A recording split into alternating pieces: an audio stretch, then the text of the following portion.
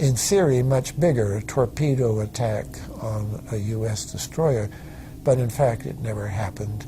When McNamara visited Vietnam, he confirmed the Tonkin Gulf incident never occurred, and once again, we were lied into war. To this day, I don't know what happened on August 2nd and August 4th, 1964 in the Tonkin Gulf. The general provided the answer, saying his Navy attacked the Maddocks on August 2nd, but on the 4th, nothing happened. There was absolutely nothing, he said.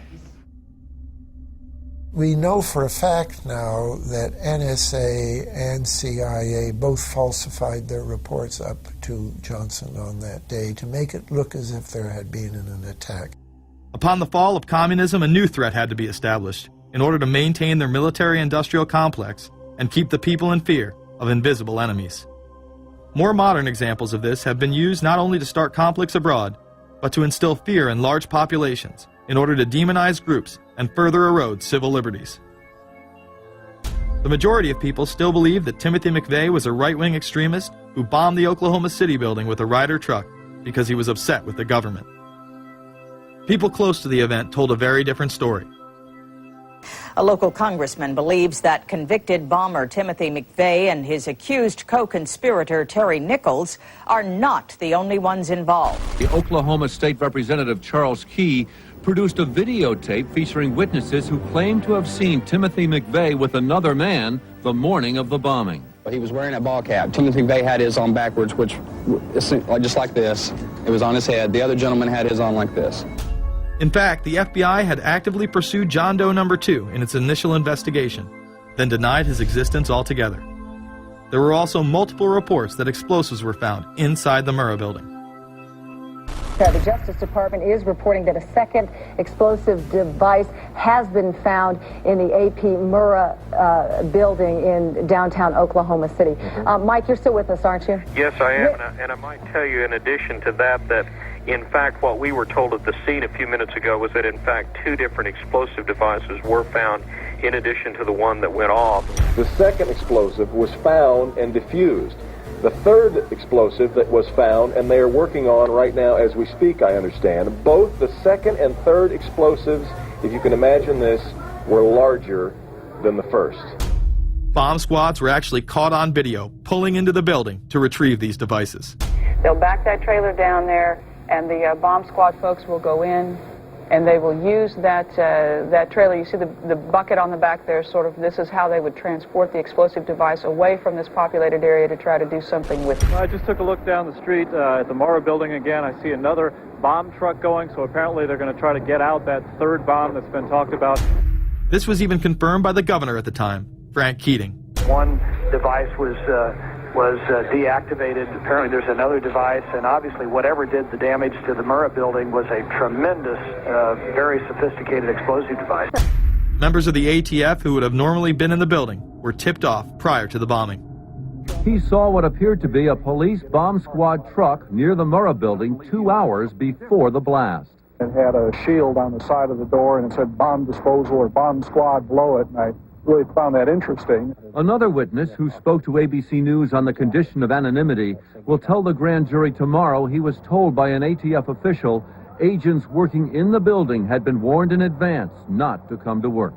He just came out and told me that the ATF wasn't in the building that day. They'd been tipped by their pagers not to come to work, which I was flabbergasted. McVeigh would even claim in a letter written to his sister, which was published by the New York Times, that he was actually recruited for black operations, which included smuggling drugs into the United States, as well as assassinations. One may brush this off as the ravings of a madman. However, McVeigh was filmed at the Camp Grafton military facility in North Dakota on August 3, 1993. McVeigh's official records state that he was discharged over a year prior from the Army Reserve in May of 1992. Perhaps even more interesting is that Camp Grafton was specializing in training troops in explosives and demolitions at the time. When all was said and done, the security tapes reported to have captured the entire thing on video were rounded up and classified.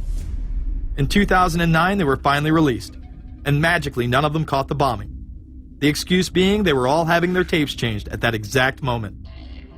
This event would be labeled domestic extremism, which was used to demonize critics of world government, militias, and create fear within the populace.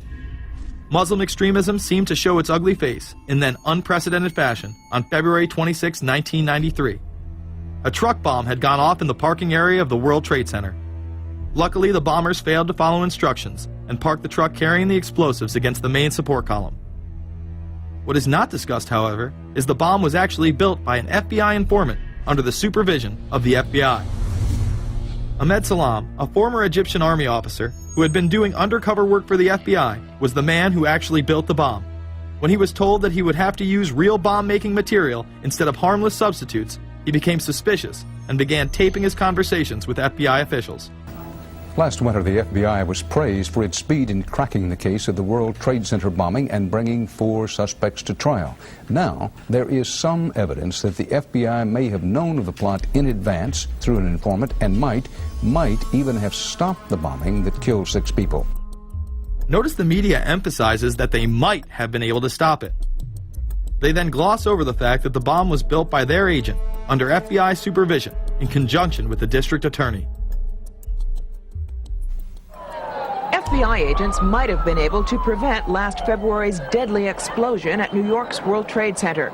They discussed secretly substituting harmless powder for the explosives, but they didn't, according to the FBI's own informant, Ahmed Salam. Unbeknownst to the FBI at the time, Salam recorded many of his conversations with his handlers. The actual recording where Salam discusses this with his FBI handler John Antisev was released years after the trial. You got paid regularly for good information. I mean, the expenses were a little bit out of the ordinary, and it was really questioned. Don't tell Nancy I told you this.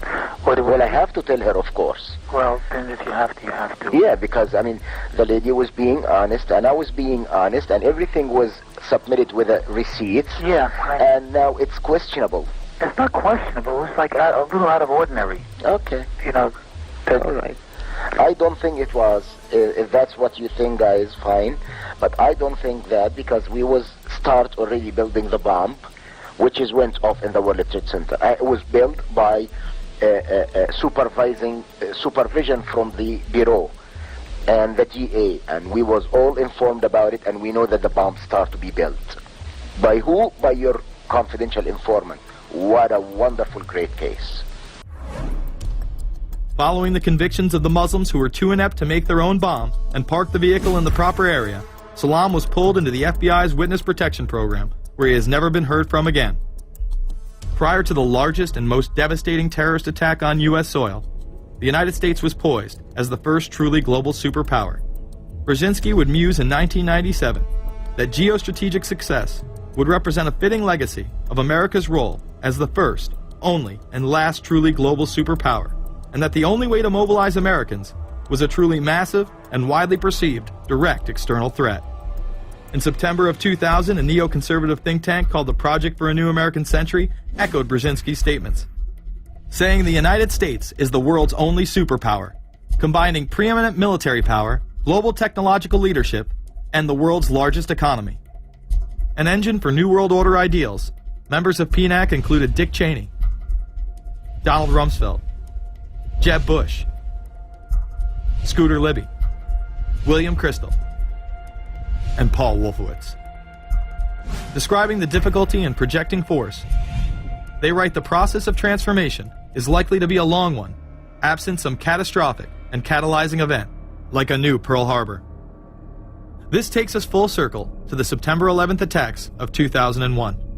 In my previous film, Fabled Enemies, I expose in great detail the Saudi Arabian, Pakistani, and Israeli connections in conjunction with this international intelligence operation.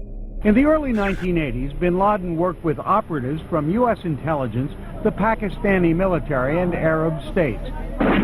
They ran a wide-ranging covert network that recruited and financed Muslim fighters to battle the Soviet army. The hijackers that were trained at U.S. military installations and protected by the FBI and CIA. The military exercises leading up to 9/11, and those that took place as the attacks occurred. Open line. Savannah, it's Sergeant Richmond. Sergeant Richmond, Sergeant Light from Cheyenne Mountain Test Control. How are you? I'm doing fine. Okay, I need you to terminate all exercise inputs coming to Cheyenne Mountain at this time. Copy. And stay on loop until I verify that you were connected.